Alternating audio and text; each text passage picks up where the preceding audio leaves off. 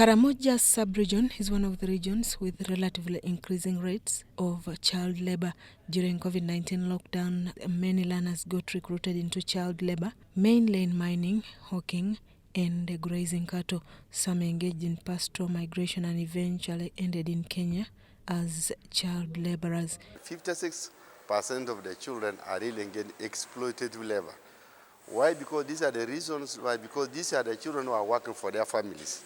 I've imagined Karamoja, some parents could be having even an animal, but it's difficult to sell an animal, either for medical expenses or for poverty-stricken. In 2022, Uganda National Teachers Union launched the Go Back to School campaign in Karamoja region, which was established that many children who left school had already been indoctrinated into the labor activities. Philbert Baguma says through the project dubbed Work No Child Business was also implemented in other mining sub-counties of Tupac and Rupa in Moroto district. In the districts of Moroto and Nakapiripirit, the children who are in school are fewer than the school-going children in these areas. And when you go, you will find them in mine. Karamoja has some privately constructed schools, some of which were built through partnership, but government has since not taken them up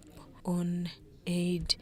The teachers are there, the schools are there, the children are there, but the schools have not been taken up by government. Before 2020, the percentage rate of child labor stood at 14% and 22% after COVID-19 lockdown, with the eastern region suffering most. In Busoga, boys were largely involved in child labor, especially in plantations, while girls suffered child marriages and pregnancies. During that period, most outcries were from the sugarcane areas. So many girls fell pregnant, actually. According to Isma Kalanda, the principal labor officer at the Ministry of Gender, the rise in child labor cases has affected the target on elimination of child labor by 2025. And it is evident that we shall not be able to meet the target. The current number of children in child labor stands at 6 million across the country. Government will continue with the implementation of the National Framework on Elimination of the Worst Forms of Child Labor. Susan Naonga reporting for UBC TV.